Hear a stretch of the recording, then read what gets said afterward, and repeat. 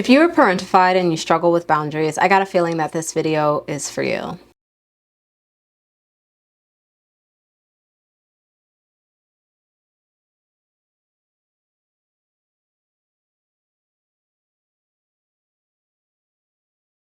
First of all, hi, my name is Shani and I'm a licensed professional clinical counselor. I was diagnosed with ADHD roughly about 3 years ago, so that means I lived a huge chunk of my life undiagnosed and unaware, and I'm constantly learning how things in my life impact me and challenge me. I am the oldest of 6. And growing up, I was responsible for babysitting my younger siblings, and I didn't get paid for it. It really starts when I got my first car when I was in high school. However, that car came with conditions. As a parentified child, it required me, you need to pick up your brothers from school. Hey, your brothers need to be dropped off here. Hey, go to the store for me. And I felt like if I did not do those things, I do remember sort of having this anxiety around that I had to do that in order to keep my car, because I would feel like an ungrateful child. That was something that was really drilled into me, is that my gift came with conditions. Let's fast forward to college. The car was used as sort of this, do this or else. I always felt like the car was hanging over my head.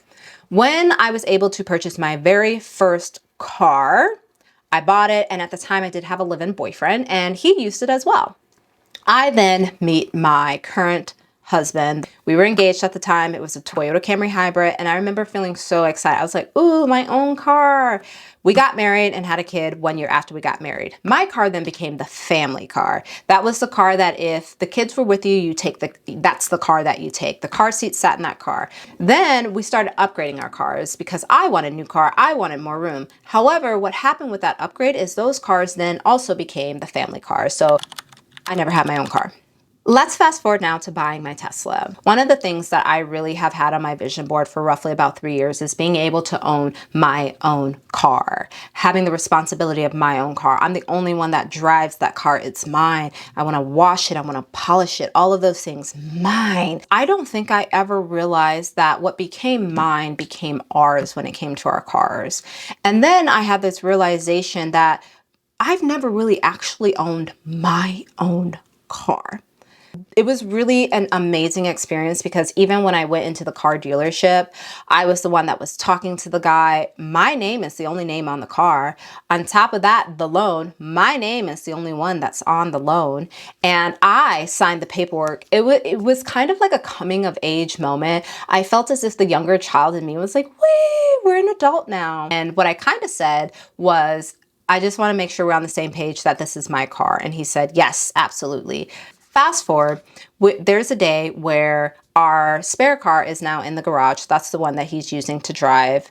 And my car is outside. And I didn't want to move it. And I was like, hey, when you go to your appointment in the morning, feel free to go ahead, take the car, drive it, test it out. Hope you have fun. He's like, bet.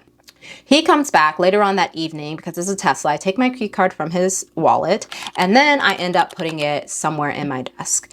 Later on, he's like, oh, did you remove the key card from my wallet? And I was like, oh yeah, because I just want to have a spare key in the house. Now, remind you, at this time, I am sort of unaware of really what's happening inside of me.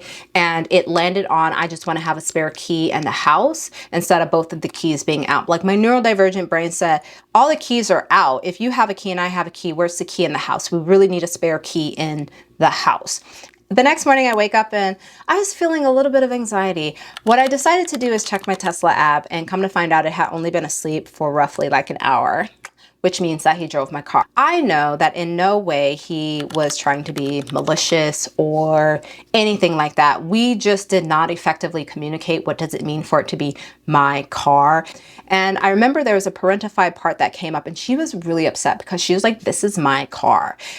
This is mine. Someone is taking something that is mine. Again, going back to never really having a car that felt like it was mine. And she really felt possessive and protective over that.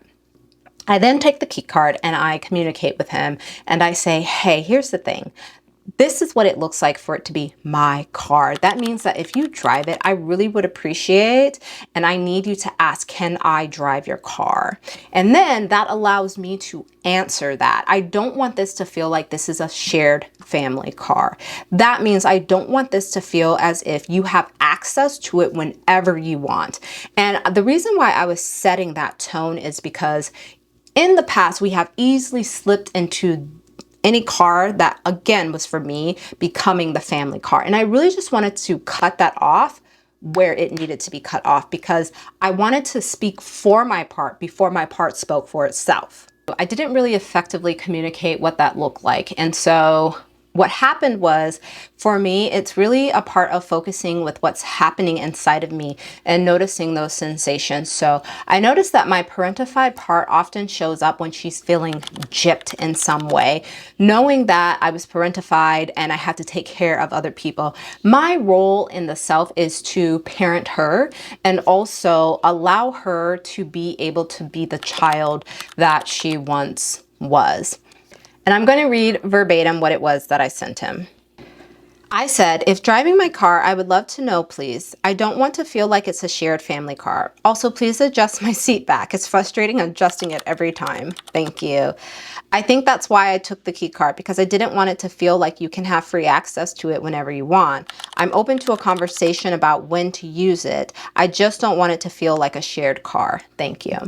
To her, it was, don't fucking touch my shit. Once I sent that text message, she did feel some relief. However, she felt very guilty. She often hasn't been allowed to have something that is hers and be able to speak up in a way that doesn't have consequences that make her feel like she's in trouble. Again, I then thought, okay, so what is she feeling around this whole dream car situation? And what came about when I let her talk to me is she was feeling like, okay, if we don't share the car with him, he won't help us out at all when it comes to the car. That could be little things like, hey, can you check my tire pressure? Can you help me with tires? And that was really what she was afraid of. I sat with her and told her, we are not a teenager anymore. We are an adult. And if he doesn't want to help us, we have this amazing village that will help us. However, we often don't choose people in our life that will show up with us in that way and not feel as if that means he has to retaliate against us.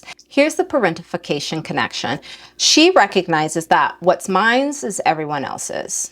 Other people's needs come first. You don't really own things. Saying no feels selfish. Boundaries feel mean. It's okay for her to hold those feelings because she is a younger parentified part, and it's letting her know that we are 40 now and we are an adult, and reminding her of that. Sometimes boundaries aren't about protecting the object. Sometimes the boundaries are about protecting those parts of yourself that could not do that for themselves, and really just working to release them of the burdens and the jobs that they feel that they work so hard at. My dream car introduced me to a part of myself that really felt like she never really had anything of her own. So my question for you is, were you parentified as a child? Have you ever set a boundary and felt guilty about that? Comment below. I want to thank you so much for being here and watching this video. I appreciate you. And thank you for watching my messy, beautiful, neurodivergent life and being on this journey with me. And I hope that I will see you in the next one. Bye.